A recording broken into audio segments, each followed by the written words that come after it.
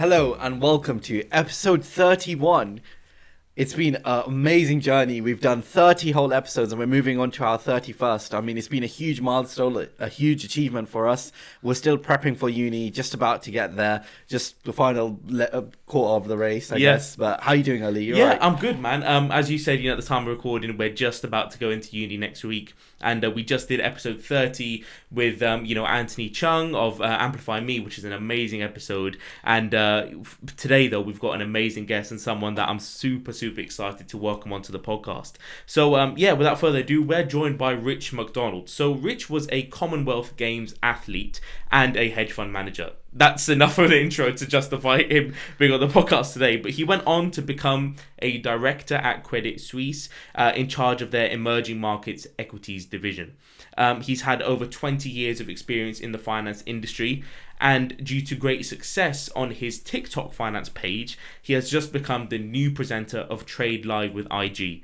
Every weekday morning from 7:30 a.m. to 10 a.m. with live trading on YouTube, market and investment education, and hopefully some entertainment to go alongside.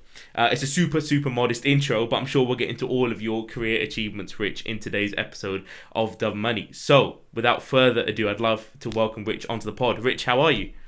Thank you very much, guys. It's great to be here. Good to see you both. Yeah, likewise. Thank you so much. And just a bit of context for our listeners and viewers. I met you at your internship in a day event that you held. Super grateful for that. And it was like through giving students or young people giving trade ideas on one of your TikToks, and I got lucky enough to be invited to that, and then it's just all snowballed into you jumping on the show today. So a And super, don't super play it excited down for now, that. Ali. Come on, you were the superstar there. You were running the show for me. It Yeah. wasn't you. You weren't just participating. You were my co-anchor on the day.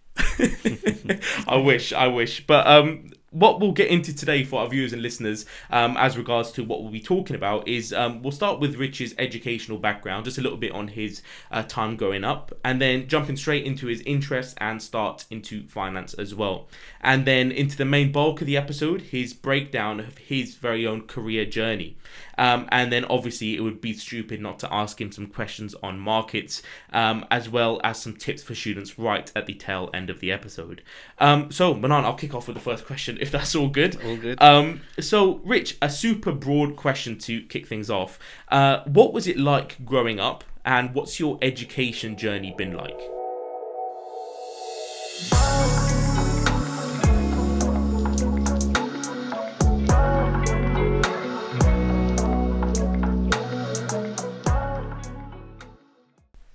I'd say my education journey was very normal, if you will, right? It was the case of state school up in Scotland. I didn't know what a private school was, to be honest. Because we didn't have them in Perth. So I'm from the home of Highland Spring stagecoach buses. You see, I got a bit of product placement here. But if you look at Highland Spring label, basically my house is about the third hill on the right there. Oh, wow. I really, really lucky, wonderful upbringing up in the countryside up there. But my financial side of my brain all comes down to my grandparents. My mum and dad would send me off to my gran and granddad on a Friday evening, and we would play cards. And we would play cards for one pence, tuppence. And it would, so I was gambling from 4 years old. On a Saturday morning, my granddad was a big fan of the horse racing. So we go down to the bookies, and we would, he would show me how to put a bet on horses. And then on a Saturday evening, we'd play Monopoly, right? So that whole weekend, that 4 to 8 hour period was all about risk management. And I didn't know that my mind was being trained in that way. But it was all about numbers. It was about mental arithmetic. It was about, taking risks. Do you buy the 4 properties? Do you upgrade to a hotel? And so, I had that for 3-4 years, every single weekend of my childhood. And that led me into secondary school, studying economics, accounts. And yeah, that was the base of my, I guess, understanding of risk and numbers, certainly more than languages or science. I mean, I feel like that's a wild point you've made. You know, when you're playing Monopoly, it's something as simple as, you know, high risk, high reward. When you know, the two Yeah, blues, yeah. when you either buy them or sell them because they have lower chance than any other card, right?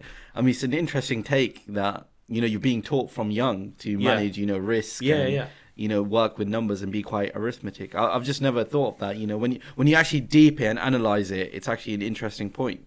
You'll see the board game Catan, Legends of the Catan in the background there, and then Risk, of course, when you try and take over the world. Those are all games that I love. I love playing fantasy football online because running a fantasy football team is exactly as running the same as running a stock portfolio. You're taking that fixed amount of capital and you're allocating it across resources. So all those things. You don't have to be reading an economics textbook to be learning how to invest. Yeah. Yeah, it sounds like it's just like a simulation. It's kind of like trading 212 simulation before Yeah. it was a thing, right?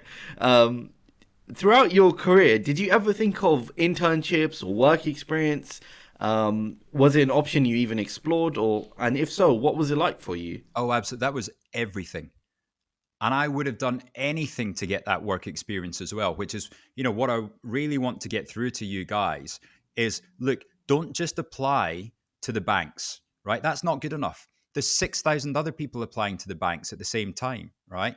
What you're doing here with dumb money is stepping above and beyond what other thousands of other people are doing when they want to get into an internship. Personally, I I was brought up reading the Financial Times from 12 years old, right? My dad used to sit me down in his accountancy office, and I used to have to go through his portfolio on a Friday evening. And if he had made a profit on the week before, then I got paid double pocket money. And if he had made a loss, I just got paid my pocket money. So there was that sort of incentivization from an early age. But that led me to want to be a market maker, want to get into stocks. And the path that I found in to work experience was very lucky. It was through my athletics club. And one of the team managers of Newham Essex Beagles was a guy called Tony Charette. And Tony was an absolute legend in the city and a research analyst at Credit Suisse. And so I used to bug him every single athletics meeting. Tony, can I come in? Can I come to the office? Tell me more about, Carphone Warehouse. Tell me more about Marks and Spencer's. Should I buy the stock? And eventually he gave in. And he phoned me in August 2001, right? Kind of showing my age here. August 2001, he says, Rich, you're in. Come in for 6 weeks of work experience, and I'm going to pay you 100 quid a week to cover your travel and be there the 10th of September 2001.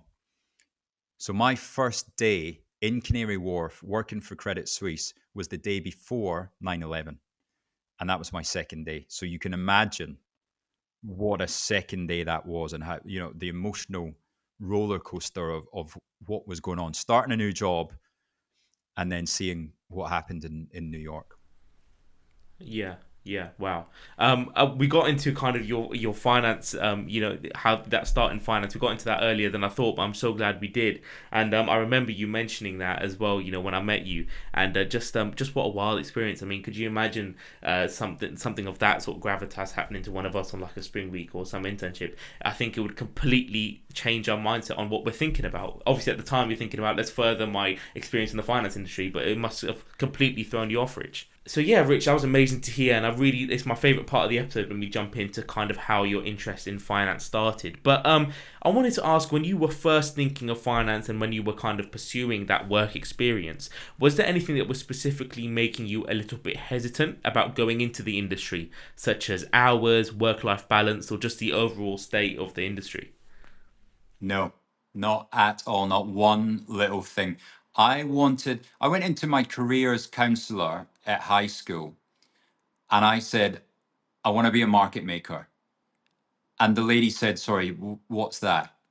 She was there to give me advice on what to take. But a little boy from Perth didn't go and be a market maker, right? But I knew exactly the job I wanted to do from 16, 15 years old. And I had no idea what the salary was.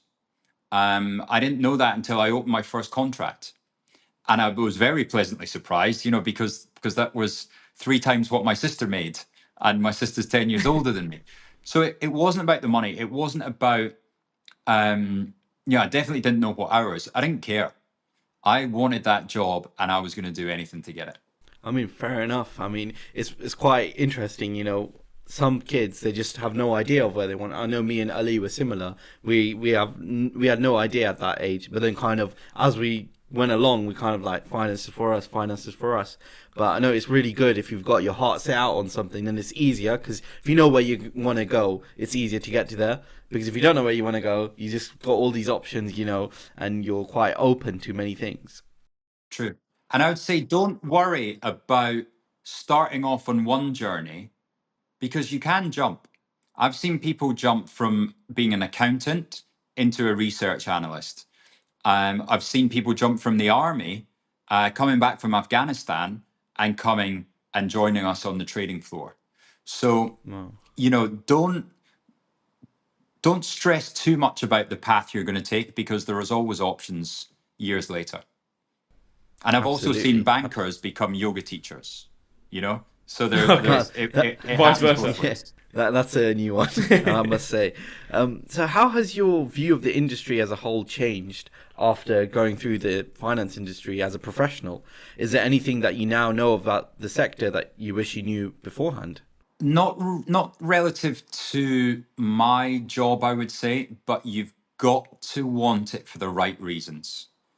Because 3 years into the job, if you're there just for the money, or if you're there, not because you love markets and you love, numbers and whichever specific desk you go onto, you got to be there for the right reason.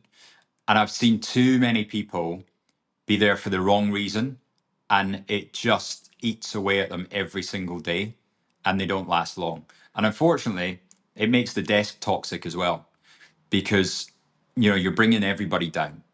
So there's a lot of focus now on working the right amount of hours. There's a lot of focus on the right work environments. I've worked in the wrong work environments, and thankfully now things are changing very quickly.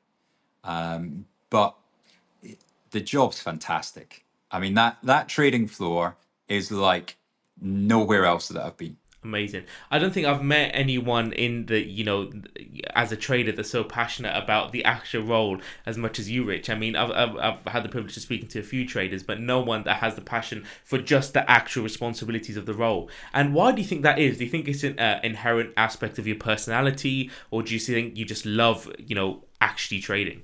Well, and that was the great thing about the day that you came. I do a internship in a day, right? So it's people that maybe haven't qualified for a Morgan Stanley or UBS, Goldman's internship. I try and, because of course I worked with the graduate schemes throughout my career. So I was a director at Credit Suisse, but I was also the liaison to graduate recruitment in the equities division. So I used to work with all the grads, and I used to take them for that exact trading game that we did, Ali. And so I tried to replicate that in the 2 hours that we had. And that is as much fun to me as trading an IPO for real, or trading over a Federal Reserve announcement for real, is watching you guys run around the floor for the first time and chalking up prices on the boards. And because it's just pure trading, and it's pure analyzing information and trying to decide what the right price is. So yeah, the passion comes from, I'd say, back playing those games of Monopoly, back, Yeah. playing the games of cards, and it's just inherent in the way that I think. Yeah, that trading game, I love the premise of it, and the actually doing it. But I've always said that I don't think trading is for me. Just I don't think my brain works like that. But utmost respect to anyone that can do it and do it successfully. I mean, it's just, for me, it seems just so outside of my comfort zone, but in a way that's good, and I did really enjoy it. But as I've said on previous episodes, I think more on the buy side, asset management is for me potentially, but still keeping my options open a little bit. Jumping back a little bit before we get into your proper career journey, Rich. So you graduated from Loughborough University with a degree in economics. So what was the biggest culture shock transitioning from university to the corporate world of finance? Well, and it wasn't just that, it was from a small town in Scotland to Loughborough, which is a relatively small town in Leicestershire. Yeah. And then, boom, into Canary Wharf, the big smoke, London. And I never experienced anything like it before. So there was definitely that culture shock of my alarm going off at 5:15 in the morning. I've always tried to pick quite short commutes or a very fast way to get from home to the office, in a sports car or something like that. And there's but when your alarm goes off at 5:15 in the morning, you need to make that 45-minute journey to the office as painless as possible. So whether it's a cup of tea that's your thing, or whether it is driving a nice car, or whether it's music on, that really helps your adjustment from university life to the early mornings. Just taking that little bit of. We didn't have the term mindfulness in those days, but I guess that's what you would call it. If you're happy sitting there with headphones on the underground, and that's your path into work in the morning, then that's a great thing. But then, of course, the other adjustment comes in having a salary. And when that salary drops into your account on the 24th of each month, it's like, wow, I've never had anything like this before. I can go shopping, and I can book nice holidays. So it was, it was great. And that's me coming from a little town in Scotland. So I think that's probably different from people who have grown up in London or, another big city. It was a real big adjustment, but not one to shy away from at all. Yeah. I'm just going to jump in and say something quickly. Is that it's funny. I mean, I'm not comparing the commute that we do to central London for university to commuting to a finance, a corporate finance job. But I completely understand what you mean about the quote unquote mindfulness aspect of it. I mean, I'll find myself, on the Northern Line, got jazz in my ears, just trying to blind everything else out before I'm going to go into university and study. Do you? Yeah, it's kind of like waking yourself up, right? Yeah, it's like you need to wake yourself up, make sure you're in the zone, kind of thing. Yes. Preparing for your day, because then if you got a good start to your day, you'll have a good day most of the time, exactly. At least. And it's good to hear that successful professionals in the field do that also. So, and I feel like the thing about Canary is that even for us, we grew up in like semi-big city, right? Yeah. And when we go to Canary, when we went for our first time, it was absolutely insane. It's, when you just look up and see all these skyscrapers, you're like, it's overwhelming at first. Right? It can be quite a big thing. And it's not just a big thing when you first go. It's a big thing now. When I walk into Canary Wharf now, I still look up at the skyscrapers and give it a kind of wow. Walking out of that tube station, the very first day, is a memory I will never forget, right? And conversely, walking down into the tube station on my last day at Credit Suisse, I actually took a video because there was a busker playing at the bottom of the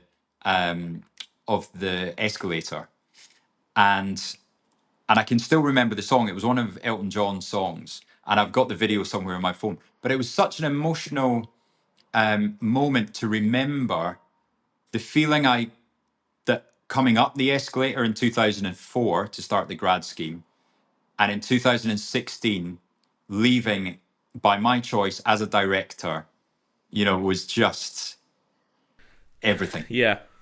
I mean, I feel like we all aspire to have that journey. That's the dream, right? Leaving as a director, right? Yeah. I mean, just out of curiosity, was it "I'm Still Standing" by Elton John? Do you remember? No, it wasn't. It was Rocket Man. Oh, right. Classic. No, classic. That's it. Yeah, it was Exactly, Rocket Man. so. I'll send you the video later, Ali. Okay, understood. Looking forward to it. Yeah, I feel like that's wrapped up a nice segment of today's episode, and we'll just move down into the breakdown of your career journey. So up until your current role, could you talk us through, your career progression from graduation to now? What was it like finding these roles? Yeah, it was the graduate scheme came from work experience, and I think that's an important point. It's so important for the listeners to be applying for those spring weeks, right? Because spring week is a platform to get into the internship, and the internship is a platform to get into the grad scheme. Now, you don't have to go that way, but it is by hell the easiest route, right? Yeah. So, spring week, internship, graduate scheme.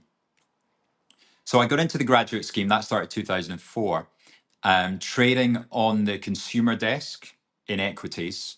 So, your Marks and Spencers, Next, Tesco, Sainsbury's, and loved loved that. And it was a great place to start because they're relatively low beta, right? At least in those days, your supermarkets are low beta stocks.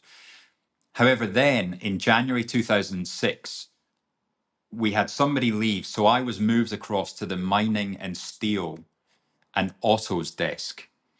So that was right at Okay. the start of the China super cycle for commodities. Yeah. And on Yeah. my 10th day on that desk, there was one of the biggest merger deals that year when Mittal bought Arcelor. So the whole sector exploded and all the valuations, the mining stocks were up 25, 30% by the April. And that made me into a high beta trader. And it made me used to managing risk. And it really helped take me to that next level. So I was lucky, end of 2006, a hedge fund came in and said, let's have a chat. Do you want to think about coming across and being a junior portfolio manager for us? And I'd already interviewed at Lehman Brothers. I'd already interviewed at another hedge fund, UBS O'Connor. And I said no to Lehman's, thankfully, nothing to do with any view of the near future. And UBS O'Connor said no to me. So I was already open to the idea, but the hedge fund that came to have the word was one of the best, the best known in Europe and the most successful. So that was, a sort of dream come true. So April 2007, I said a very tearful goodbye to Credit Suisse, and I joined the hedge fund to become a junior portfolio manager, which, unknown to me, was the very start of the financial crisis. So I think I had about 3 or 4 months to get my feet under the desk, and then boom, Northern Rock collapsed, and then it was Bear Stearns, and then the snowball effect just kept on going. So yeah, 3 years I ended up running money for the hedge fund, made money every year, and that was a sort of great part of me making a name for myself was that I was making double-digit returns through '07, '08, and '09. And, Wow. that sort of bought me that credibility, I guess, on my performance. Yeah. Yeah. So that, do you want to jump in there, or do you want me to go on? Because there's another Yeah. I 10 mean, years to get please. through. No, no, please. No, do go ahead. I mean, we're fixated. So yeah, so at that point, the hedge fund wanted to move to Geneva, and I was still a single guy. I didn't really want to go and go skiing, and that be my social life. So I actually decided to move back to Credit Suisse to run their mining desk, and that was in 2010. And luckily, got to IPO Glencore, which was one of the biggest. I think it might still be the biggest IPO on London Stock Exchange. So, cut a long story short, I had 6 years back with Credit Suisse, became their head of South Africa down in Johannesburg, ran that for a while, which was an incredible experience, going on safari every second weekend. And then back to run the whole emerging markets division. So Russia, Turkey, I had people working in each that would report into me, run their own book, but also would come into my risk book as well. And then South Africa, Poland, Central Europe. So that was suddenly you went from just trading stocks to learning all geopolitics, the real macro drivers in rates, inflation, President Erdogan, President Putin. I was actually in Kiev at the start of where the problems really started between Russia and Ukraine was in 2014. So I was in Ukraine the weekend that they started, which was it started off as a protest in the middle of the square, which there was about 800 people, and I was walking back from dinner, and I, started asking what's going on, and they explained to me that the people had voted to move towards Europe, but the president had said, no, we're going to stay aligned to Russia. And that was the start of all the problems, which escalated and escalated into the situation we see today. So it was, I wasn't scared at the time, but if I'd been less naive, then I might have been a bit worried for what was going on. And, that was emerging markets, and that took me through to 2016. Wow, what a journey! If you don't mind me saying, I mean, it's just the amount you've achieved. I mean, across the globe, across these different firms, it's just amazing. And you've opened up the floor to so many questions we had prepared as well. I mean, and how you handled the situation. I mean, 2 or 3 major events, right? You got 9/11. You managed to make double digits throughout 07, 08, and you managed to survive Russia's and Ukraine's conflict, right? Oh, man, I'll give you plenty more than that. It was the most incredible years of my life on that trading floor. You had the London bombings, right? That was one Wow, morning yeah. we were sitting there in Canary Wharf watching it, live on television, and that was a very emotional day because you didn't know if it was going to be in Canary Wharf the next bomb go off. So that was really interesting. Turkey shot down a Russian fighter jet over the Turkish border, and we thought it was about to be World War III, between Turkey and Russia. And I had, my traders in both countries shouting through to me what was on their local news, because it was 2 very different sides of the story.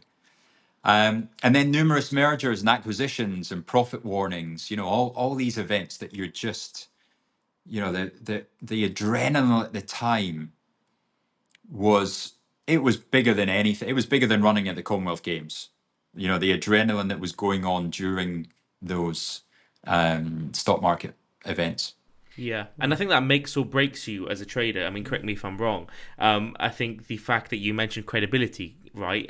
The fact that you can, pick yourself up after these emotional events. Because let's be honest, yeah, you're a trader, and and especially when you get senior, but these are going to affect you on an emotional and psychological level. And would you say that necessarily you don't always have the time to handle it because of the job that you're positioned in? Well, and that's an interesting one. And, this is going more into, psychology, that you learn to process things emotionally in a lot shorter time period, because we would be watching the news all day, right? So when something happens, then you got to be first to connect the dots, right? What does that mean? What's going to happen to the Turkish lira? What's going to happen to the Russian ruble? What Turkish companies have revenues coming from Moscow that are about to get shut down completely? But then by 2 p.m. that afternoon, you've heard it on the news 7 times. You've regurgitated it to the sales traders. You've typed it out to clients. So when you see it on the news at 6 p.m., when you're back home, when a lot of people in the world are seeing it for the first time, it's old news to you, right? So if something happens in your life, even in your personal life, then your time for processing something is about 2 to 3 hours, and that Yeah. can sometimes make you sound a bit cold, My grand passed away, for example, right? Now, yeah, you go through grieving and everything like that, but maybe by the time of the funeral, then emotionally you've already processed a lot more than people who wouldn't be in banking and finance would. And you see on programs like industry captures it so well, is sometimes you just come across as quite cold, or yeah, whichever interpretation you take from watching a program like that. So, Rich, I'm sure there's been times and moments in your career where you've been stressed. How do you handle it on a personal level? Is it journaling? Is it gym? Is it walks? Is it talking? How do you handle that? Definitely running. So because my background in running, then going for a 45-minute run always cleared the head. Getting out of London one weekend a month is an absolute necessity. The countryside, that kind of idea. I go to church, not as often as I should, but going to that to sort of just remember that you're a very small piece of the pie, and that quashes any ego or any self-importance.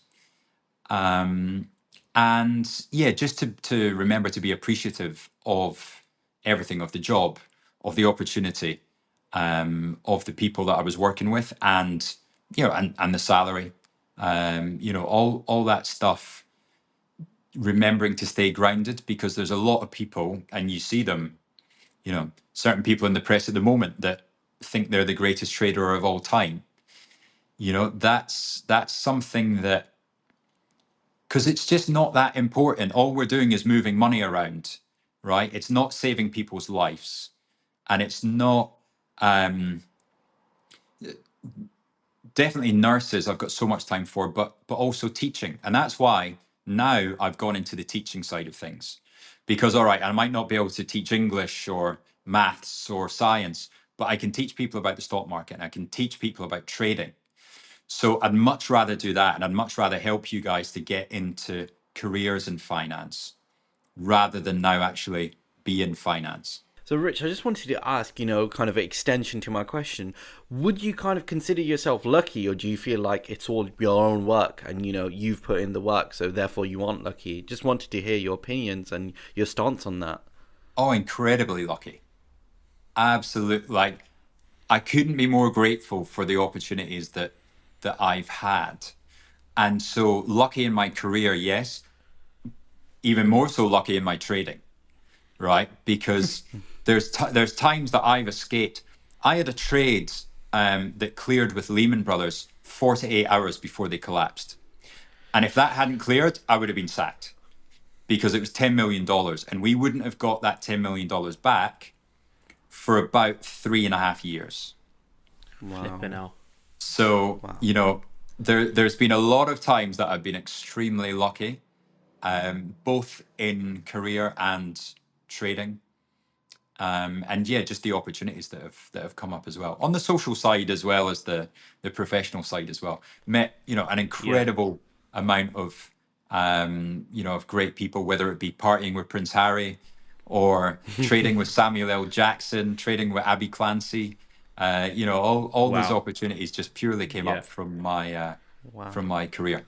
Yeah, I think that's a super refreshing perspective, and I think that kind of links to your answer to the question about being stressed, about staying grounded, staying grateful, staying appreciative, because if you don't, then you risk kind of getting too big for your boots a little bit. Yeah. You risk making more complacent decisions, I think. Yeah, 100%. And then you got to realize humility is a huge part of it. Yeah. Like, you've got to be humble with what you do, and remember, you are one piece of the pie, as Yeah. Rich mentioned. Yeah, 100%. So you mentioned a little bit in your previous answers about moving on to the social side of things. So what made you get into social media and investment education over maybe sticking with trading or sticking with corporate finance or something else in finance? It was COVID. I so so I the bit I missed off my career was working 2 years at Macquarie Bank, which is a fantastic institution. And again, I was trading the mining stocks there. But the Australian headquarters decided they didn't really need their European equity business anymore because it was loss making. So a new CEO came in, chopped European equities, and 130 of us got made redundant on the same morning. Excuse me. So that was November 2019. So, and a nice Australian company decided to pay us a redundancy, 6 months salary. I decided to go off to Australia to say thank you very much, Australian Bank, for this gift. So I'm going to spend it in the Aussie economy.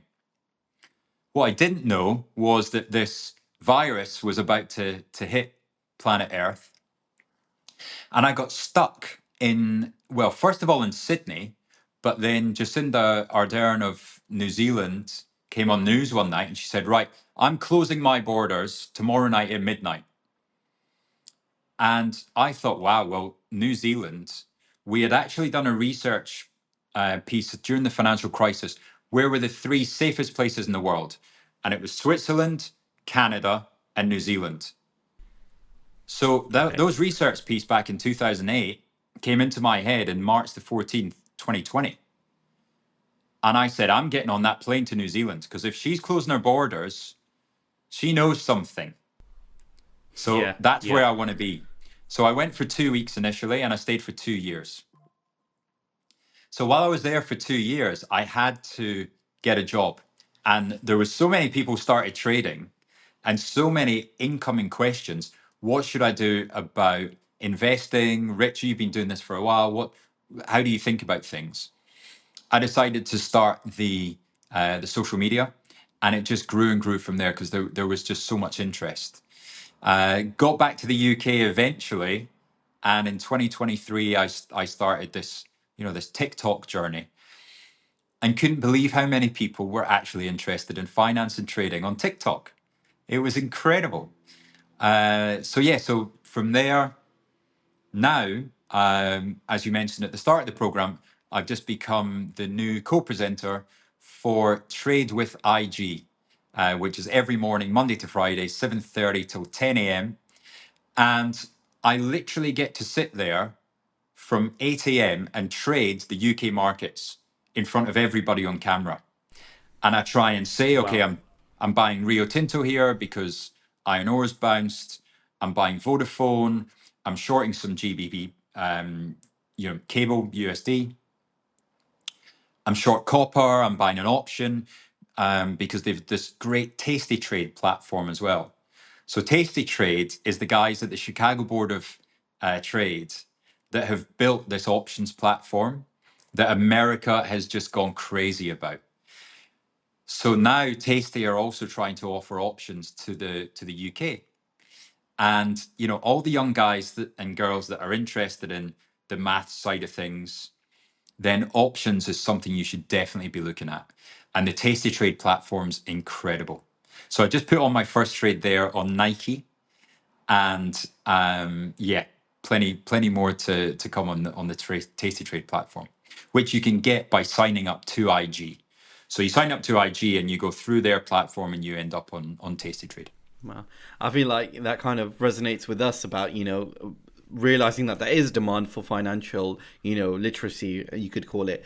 For us, we're just two students, and yet we've hit 500 followers on LinkedIn, which is insane. I mean, I bet you felt the same way. Wow, people actually enjoy my stuff. People are learning from it, and the fact when you get messages, to show appreciation, thank you for pivoting me towards this area of finance, or whatever it may be. I just wanted to ask you a quick question about how was working like compared to the UK to South Africa when you worked. What was the differences like? A very chilled lifestyle down in Johannesburg. In London, your career has to come first, right? Because everybody is trying to achieve things in their career.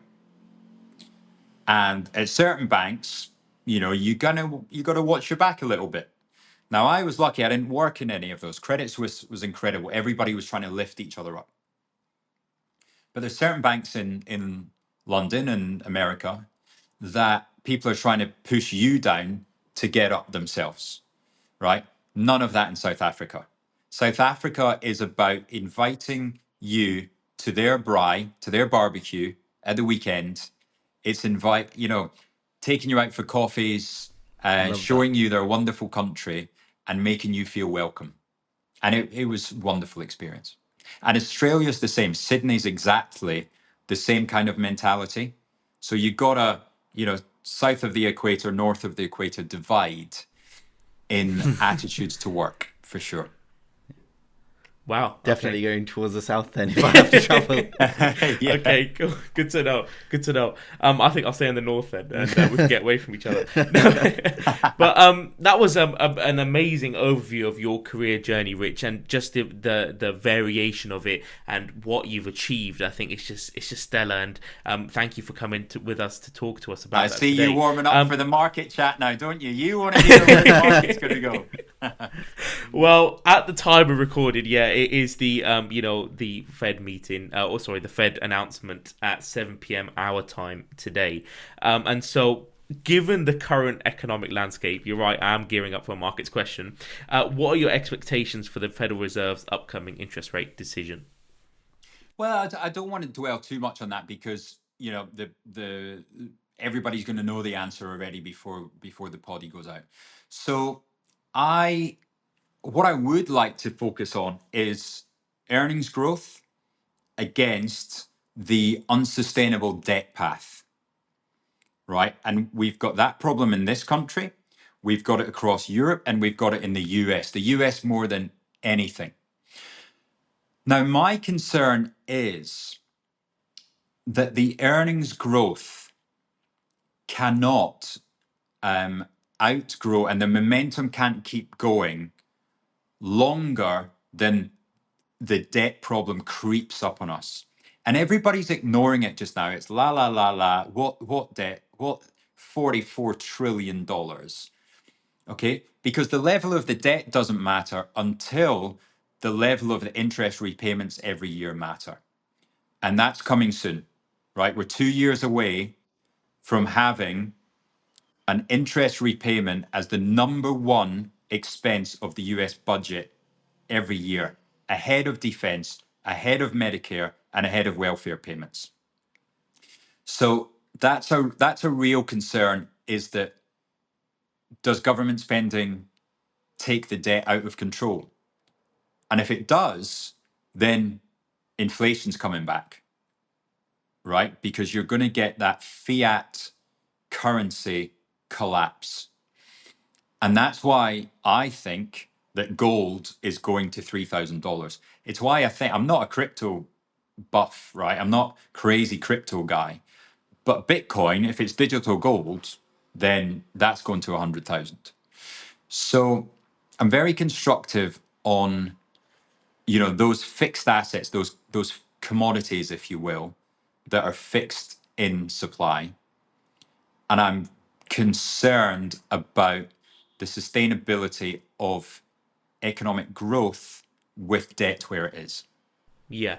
I had a few other questions lined up about the debt, but you've just answered it all in one go. So that was super helpful and super super insightful for our listeners as well. And obviously, as you said, they would have this info when it or some of the info when this podcast comes out. But it's great to hear your views on it, and from someone as experienced as yourself. Yeah, first-hand views and opinions on it, and the analytical side. So I feel like we've wrapped up, we're going on to the tail end of the episode. We've wrapped up the episode nicely. Just wanted to move on to some tips for students. So, Rich, if you could go back to when you were 16 and you could change one thing, would you change anything? And if so, why? Oh, that's a great question. And you get into the whole philosophical debate about the butterfly effect. Yes. Right. If I change one thing, am I changing anything else?